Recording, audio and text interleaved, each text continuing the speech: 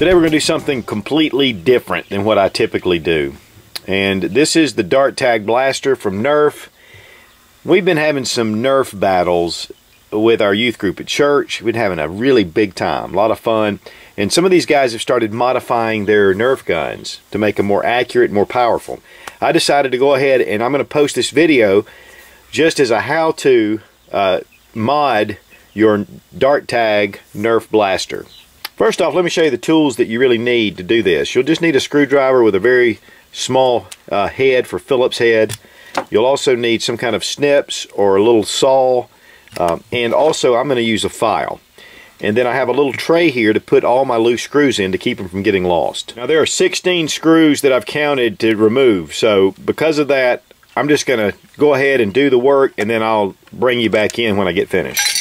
Now the cocking mechanism itself, there are 2 screws here you're going to want to remove, but there's a bar that pulls these together. So once you actually do that, you're going to have to pull it apart and pull that bar loose. And it's a little tricky. You don't want to break it. You don't really want to force anything.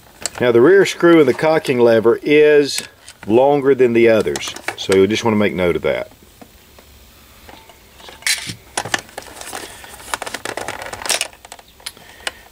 Okay, as you can see, that came loose fairly easily, but there's the bar, and then there's the place that it goes in.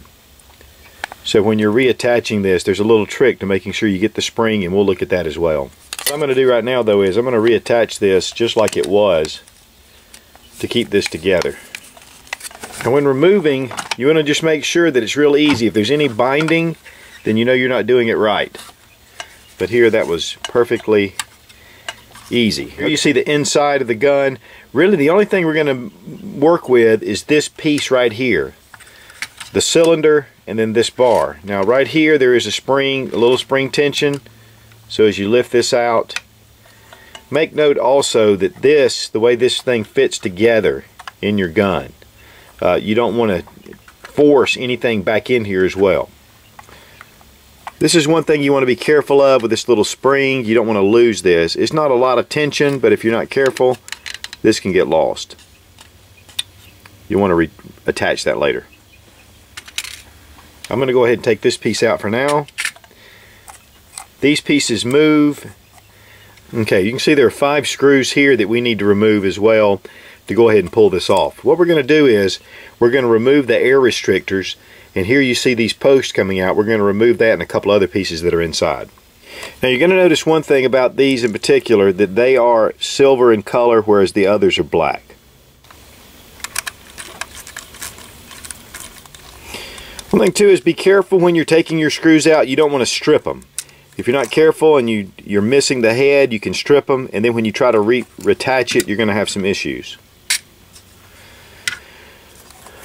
Okay, so now what we're going to do is be careful, but we're going to remove the cylinder head. Put this aside. Okay, these are the things that we're going to remove as well. These pop off. Now, only thing you're really concerned about is this piece. We're going to take this 3-pronged piece. That's actually going to be tossed aside. We're not going to use that. And this spring. We're taking the spring out as well. And so we're going to want to go ahead and remove these pieces.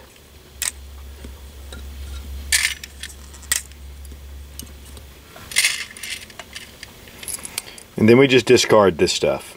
Now here's the next mod. You want to take this rod off. Okay, now we're just going to clip the bar off. And then you can either smooth this down with a file. I don't know that it's really necessary, but if you just want to keep it smooth. The big thing is there are 6 air holes right here that are going to be used to push from this cylinder.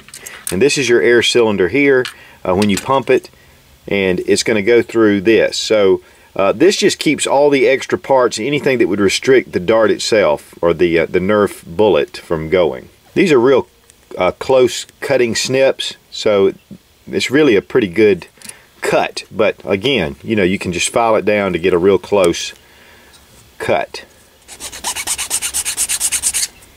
Okay, we've got all of our air restrictors taken care of.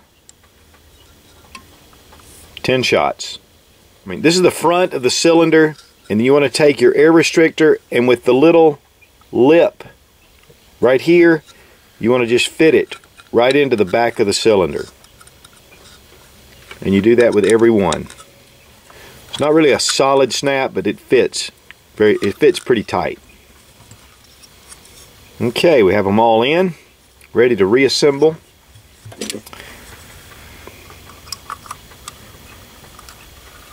Now you want to make sure that the place where you put your screws, it's lined up. Go ahead and look, make sure that all of these are lined up in the right position. This piece here needs to be against this.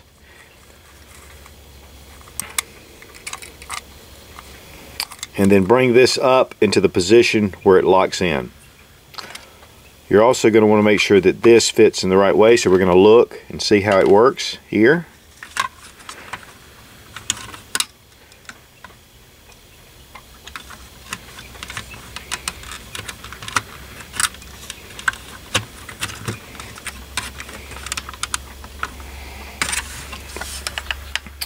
Okay, you see the position of this rectangular piece.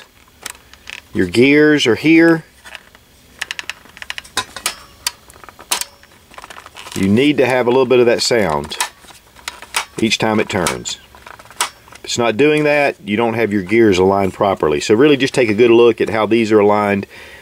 These gears are encased in this little area here, and then you can notice how this is set. You want to make sure that your spring is set in the right place as well.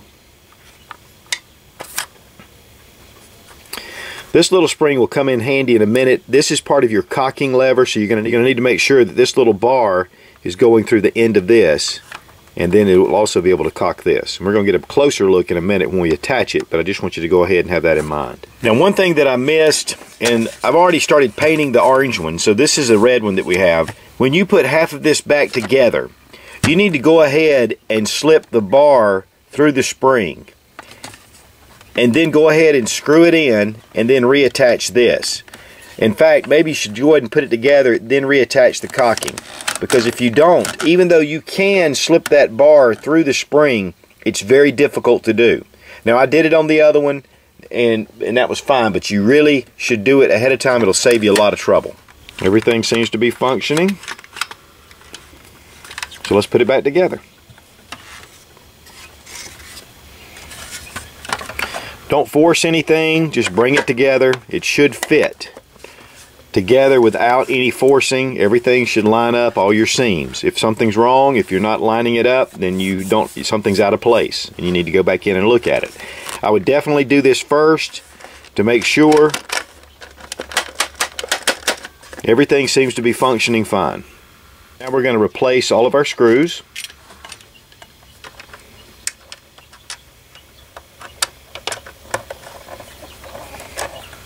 Not too tight, because again, you don't want to strip the screwdriver and you don't want to crack the body of the gun. Of course, you can immediately see the difference. This one's unmodded, this one's been modded. As far as the sound difference, the unmodded gun muffled, the modded gun.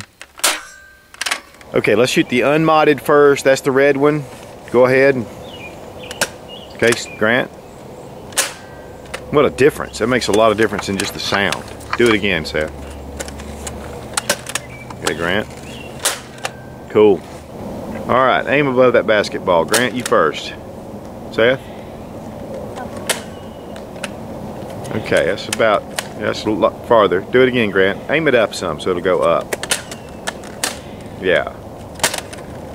The modded one's going about 15 feet farther than the unmodded. Plus it's a straighter line. Good stuff. We felt like that the unmodded gun was shooting about 15 feet less than the modded one. Plus the modded gun seemed to fire more straight arrow more than just an arc that this one would. So just a neat project. And as always, thanks for watching. Please subscribe for more airsoft reviews and tactics. God bless America. Long live the Republic. Yeah, make my day, punk. Do it again, Seth. Okay, Grant. Cool.